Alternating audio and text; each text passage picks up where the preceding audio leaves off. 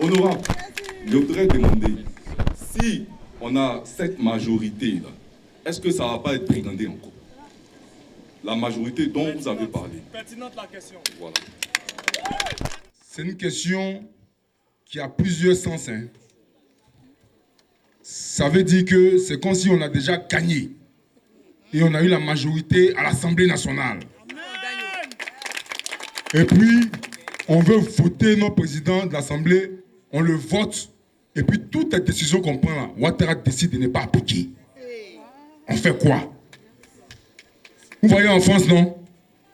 En France, le président Macron, il a des difficultés parce qu'à l'Assemblée, là, il n'arrive pas à appliquer. Donc ça fait que le pays est bloqué. Donc pour avoir même un Premier ministre, il est obligé de faire tout son possible pour avoir un consensus. Parce que les projets de loi là sont votés par les députés de l'Assemblée nationale. Et si les députés de l'Assemblée nationale ne votent pas ton projet de loi, tu peux aller par ordonnance pour avancer, il n'y a pas de problème. Mais à la fin, là, il faut que les gens votent quand même. Et chaque année, il y a un budget de l'Assemblée nationale de pays qui est voté. Et c'est voté aussi par les députés. Et si les députés là ne sont pas d'accord avec ta politique, tout ton budget sera rejeté. Et si c'est rejeté, tu ne peux pas avancer. Donc tes bailleurs de fonds, ceux qui vont t'aider financièrement, là, ils vont commencer à tirer le feu en main pour dire ton pays là, moi je ne suis pas d'accord. Si les députés ne votent pas, c'est parce que tu fais des choses qui ne sont pas bien pour ton peuple. Donc à un certain moment, ils sont obligés d'être tout, d'accepter beaucoup de choses dans l'optique de faire en sorte que le pays soit apaisé. Donc pour brigander là, ça sera difficile. Maintenant, l'autre question que moi-même je ne sais pas poser, mais moi je reviens dessus, c'est comme si on gagne à Chiré-le-Pougon et puis on décide de ne pas nous donner. En 2021, celui qui parle devant vous, les députés, on avait un adversaire plus coriace qu'Adama Pitoro, qui était Kone Kafana. Et Kone Kafana, il était député maire de Yopougon. Et quand on l'a affronté, tout le monde était sûr et certain qu'on allait perdre. Parce que le ministre Kone Kafana, il mangeait chaque matin avec Alassane Ouattara, ils pouvaient café ensemble. Donc un homme comme ça là, c'est pas l'enlever. Et puis pire, c'est que le président de l'Assemblée nationale dans le temps, Amadou Soumao, avait un cancer. Et on disait qu'il allait mourir. Et celui qui allait le remplacer, c'était Kone Kafana. Parce que c'était lui qui était le président du directoire du RHDP. Et c'est comme ça que nous l'avons affronté. Tout le monde était sûr qu'on allait nous gagner. Mais malheureusement, pour lui, il a perdu. Mais quand il a perdu, là, il n'a pas voulu nous donner notre victoire. Et le peuple de Yopougon s'est levé parce qu'on avait gagné de 3500 voix d'écart. Et nous nous sommes levés comme un seul homme pour revendiquer notre victoire. Et nous les avons fait reculer. Et ils ont proclamé notre victoire. C'est vrai, ils ont dit qu'on a gagné de 300 voix. Alors que nous, on avait gagné de 3500 voix d'écart. Mais c'est pas grave, on a gagné quand même. Donc c'est pour dire qu'on va gagner. Parce que nous sommes déterminés que nous allons gagner. Moi, c'est Yann Cablan. Ok, je me tiens ici en tant que représentant des jeunes de Prince. Ok, ce que je voulais savoir, ce que j'ai bien envie de savoir, c'est quel est l'apport que vous allez apporter aux jeunes si demain vous êtes à la tête d'une assemblée. Quel est l'apport? Quel est le programme pour les jeunes? Qu'est-ce que vous nous proposez? Quel est le projet qu'on a pour les jeunes? Vous savez, nous, on ne veut pas parler dans le vide. Si aujourd'hui, le président Ouattara est venu annoncer qu'il va donner 1 milliard par jour aux jeunes, c'est parce que nous, on lui a mis la pression. Mais à la fin, là, est-ce qu'on a vu ce qui a été fait? Parce que c'est le chic du RHDP. Le RHDP, là, c'est leur chic. Ils aiment promettre tout ce que tu veux entendre, là. Ils te disent. Ils s'en foutent. Même notre candidat qu'on a ici, là, il a promis qu'il allait construire un aéroport à Yopougon ici. Que lui, il va construire un aéroport à Yopougon ici. Il a dit que lui, il va construire Fikayo là, il va faire palais de la culture. Il a dit ça. Il est parti à Lokwa, la voie de Lokwa là, 18 km. Il dit que lui a mis un couteau là-bas. Ça fait 18 milliards. Ça fait 3 ans il est maire. Il n'a rien fait de tout ça. Parce que c'est ce que le peuple veut entendre. Et ce que tu veux entendre a été dit. Et puis, il n'y a pas de honte. Il n'y a pas de honte. Or ça, ce n'est pas bon. Nous là, moi là, quand j'étais élu député, J'ai parlé tout à l'heure. Tu prends des jeunes de Yopougon, tu trouves du travail pour eux. Mais le problème auquel on est confronté, c'est que ici, dans la zone industrielle, tout ça, tu veux que les jeunes puissent aller travailler. Ils n'aiment pas aller travailler là-bas. Parce qu'il faut qu'on soit réaliste. Le monde a changé. Aujourd'hui, là, ce n'est pas tout le monde qui veut travailler dans le bureau. Il y a des gens qui veulent entreprendre. Et la majorité des jeunes de Yopougon, là, ils veulent entreprendre. Donc il faut mettre des moyens à leur disposition.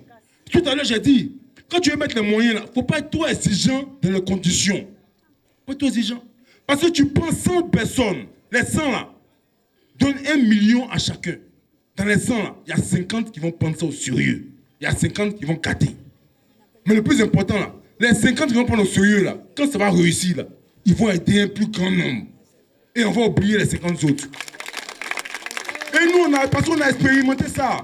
On a pris les jeunes, on leur a dit, on a trouvé travail. Parce que les mamans là, elles veulent que les enfants travaillent.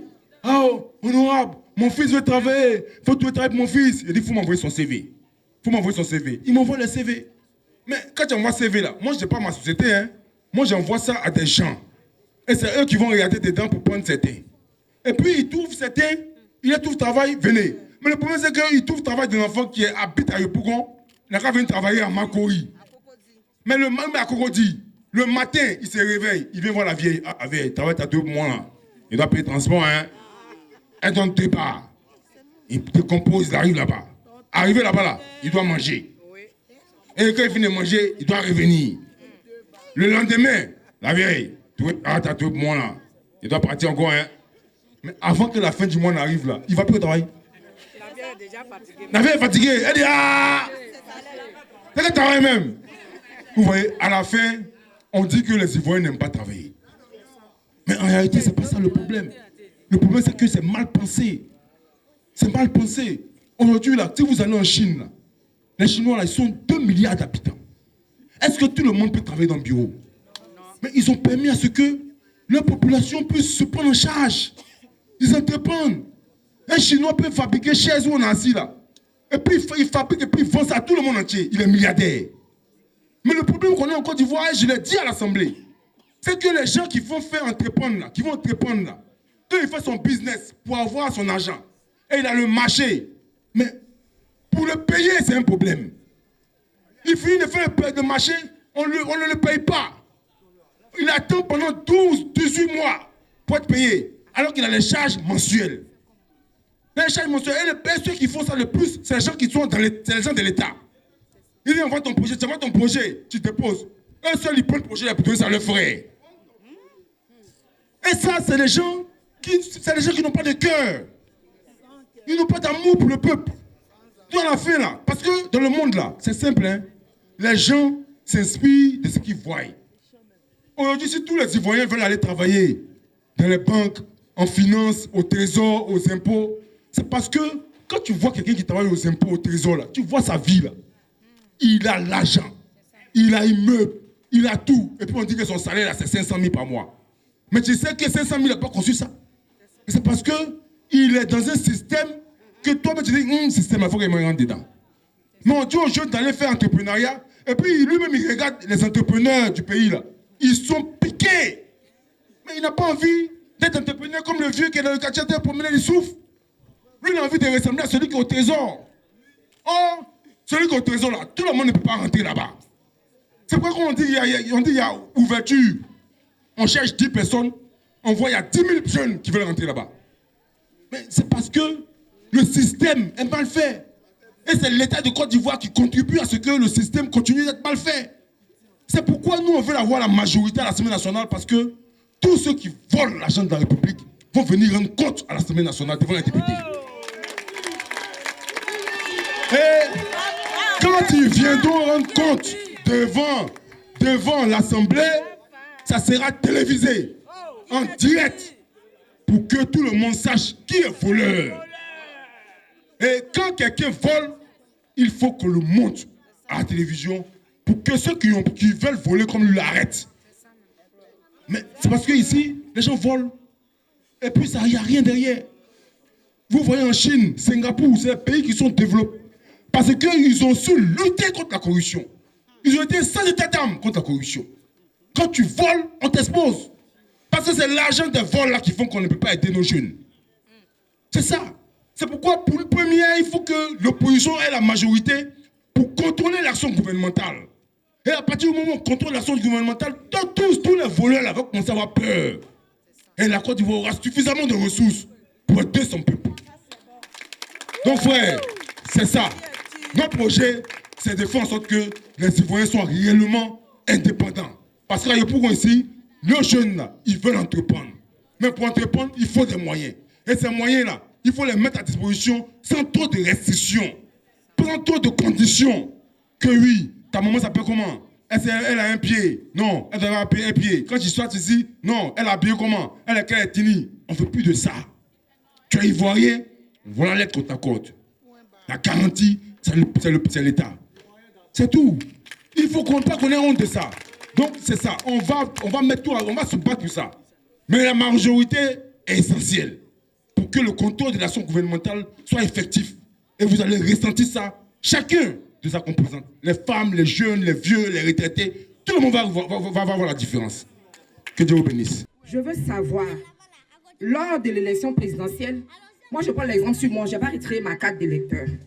Alors, on nous a dit, on peut voter avec la carte d'électeur, la carte nationale d'identité, ou alors, je ne sais pas, l'extrait, je ne sais pas, quelque chose comme ça. Alors, c'est mi vote. Alors, je veux savoir, par exemple, une maman qui n'a pas pu retirer sa pièce d'identité, et ça fait 2 fois l'affaire, elle n'a pas eu de suite. Alors, ça se passe comment pour elle? Si elle n'a pas pu avoir tous ces documents qu'on a cités, elle fait comment pour voter? Alors, c'est parce que c'est ça même qui est la question même phare. Il faut qu'on sache comment est-ce qu'on peut procéder au vote quand on a ce genre de situation.